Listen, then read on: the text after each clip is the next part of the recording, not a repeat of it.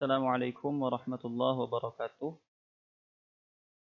Hamdan wa syukran lillah wassalatu wassalamu ala man la nabiyya wa la rasula ba'dah sayyidina wa maulana Muhammad sallallahu alaihi wasallam wa ala alihi wa ashabihi wa man tabi'a hudahu wa sunnatahu ila yaumiddin. Rabbi shrah li sadri wa yassir li amri wahlul 'uqdatam min lisani yafqahu qawli. Wa ba'du, sebelumnya jangan lupa ya, tiap kali kita ingin membaca kitab ini kita perlu untuk menghadiahkan Al-Fatihah kepada pengarang kitab ini dan kepada guru-guru kita. Semoga Allah Subhanahu wa taala memberikan mereka berlimpahan berkah dan rahmat. Al-Fatihah. Bismillahirrahmanirrahim. Pertemuan sebelumnya kita sudah membahas ta'rif kalam, di mana kalam itu adalah al-lafzul murakkabul mufidu bil wad'i. Sekarang kita akan membahas pembagian kalam.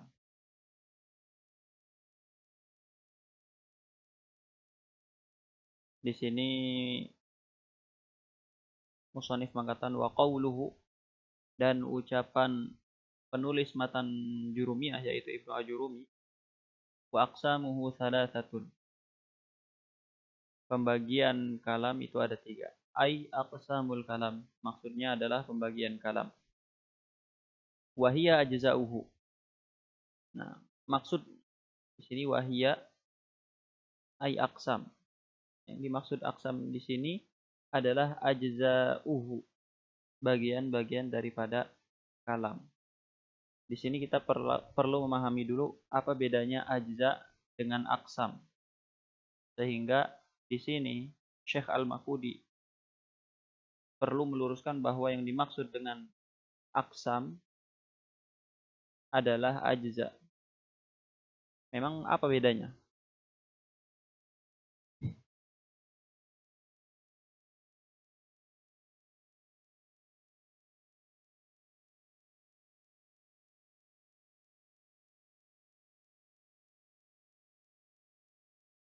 Kita kesini aja.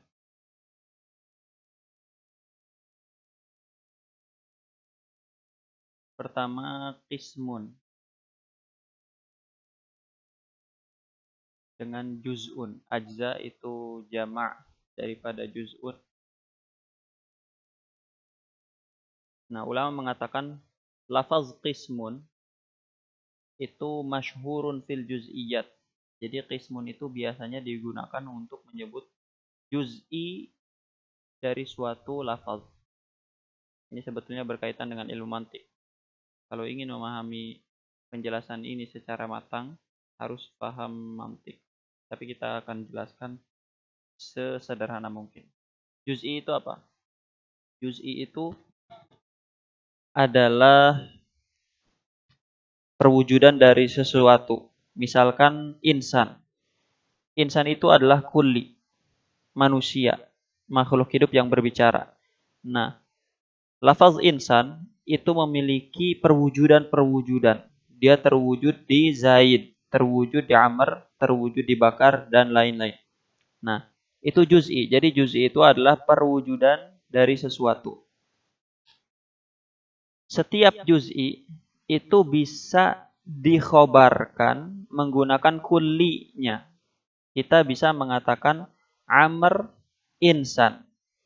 Nah, kita bisa membuat khobar dari kulli dari juz'i tersebut. Tadi kita sudah katakan insan itu kulli. Konsep yang sifatnya universal. Dia punya perwujudan. Perwujudnya di mana? Perwujudnya di Zaid. Nah, setiap kulli itu khobarnya bisa terbuat dari kullinya. Zaid itu juz'i dari insan. Maka kita bisa membuat khobar untuk Zaid dari kullinya yaitu lafaz insan, sehingga kita bisa mengatakan Zaid itu insan. Zaidun insanun. Amrun insanun. Bakrun insanun. Bisa seperti itu. Karena kenapa? Karena setiap juz'i itu kalau kita letakkan dalam sebuah jumlah, kita bisa membuat khobar dari juz'i tersebut merupakan sesuatu yang kulli dari juz'i tadi. Sama seperti hayawan. Hayawan itu artinya makhluk hidup. Makhluk hidup ini hukum yang sifatnya universal, dia punya juz'iyat. Nah, juz'iyatnya apa? Di antaranya insan, di antaranya juga adalah asad, di antaranya juga adalah nabat. Nabat enggak termasuk ya. Nah, kita bisa, tadi kita sebutkan hayawan itu kulli. Juz'inya di mana? Afrodnya di insan. Sehingga kita bisa meletakkan lafaz insan dalam suatu jumlah dan kita buat khobarnya itu dari kullinya. Kita bisa katakan insan hayawan. Hayawan bisa jadi khobar dari insan. Sama seperti tadi, kita bisa letakkan zaid di suatu jumlah yang mana khobarnya itu adalah kulli dari zaid, yaitu lafaz insan, sehingga kita bisa berkata zaid insan. Itu adalah juz'i. Juz'i itu perwujudan dari kulli, perwujudan dari kulli. Kulli itu hukum universal, dia punya perwujudan berupa juz'iyat. Nah, setiap juz'iyat itu khobarnya bisa menggunakan kullinya. Beda dengan juz. Juz itu adalah sesuatu yang menyusun sesuatu yang lain. Sesuatu yang menyusun sesuatu yang lain. Seperti manusia tersusun dari kepala, tangan, kaki, dan lain-lain. Nah, maka tangan, kaki itu adalah juz'un daripada insan. Nah, maka tangan, kaki itu adalah sesuatu yang membentuk insan. Beda dengan juz'i. Juz'i itu tidak membentuk sesuatu. Zaid, insan itu tidak tersusun dari Zaid, Amr, Bakar, enggak. Tapi Zaid, Amr, dan Bakar itu perwujudan dari insan. Nah, kalau juz'un itu dia sesuatu yang menyusun sesuatu yang lain. Insan tersusun dari tangan, kepala, tangan, dan kaki. Nah, beda dengan juz'i. Juz'un itu khobarnya tidak bisa menggunakan sesuatu yang disusun oleh juz tadi.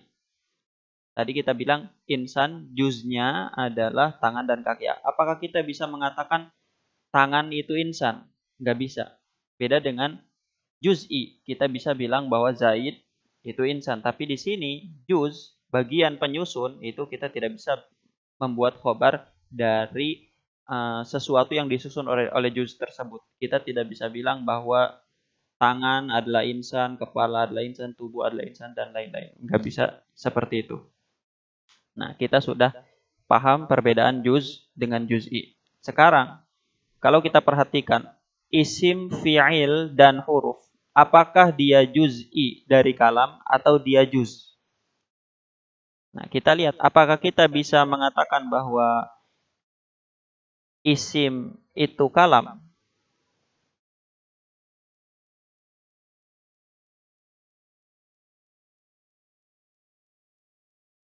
Apakah kita bisa mengatakan bahwa al-ismu kalam? Enggak bisa. Tidak bisa, karena kalam itu bukan hanya ismun, tapi dia minimal tersusun dari ismain atau fi'il dengan isim sebagaimana sudah kita bahas pada penjelasan sebelumnya. Sama, kita tidak bisa bilang al-fi'lu kalam, al-harfu kalam, enggak bisa. Nah, maka yang disebutkan di sini wa aqsamuhu salasatun ismun wa fi'lun wa harfun, kita bisa katakan bahwa isim, fi'il, dan huruf itu bukanlah juz'i daripada kalam. Maka dia adalah juz daripada kalam, bukan juz'i. Nah, oleh karena itu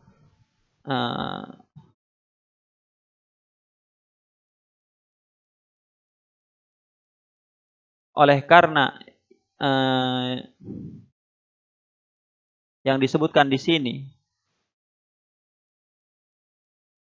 dia bukan juz'i daripada kalam, tapi dia juz, bagian yang menyusun kalam, maka dia tidak bisa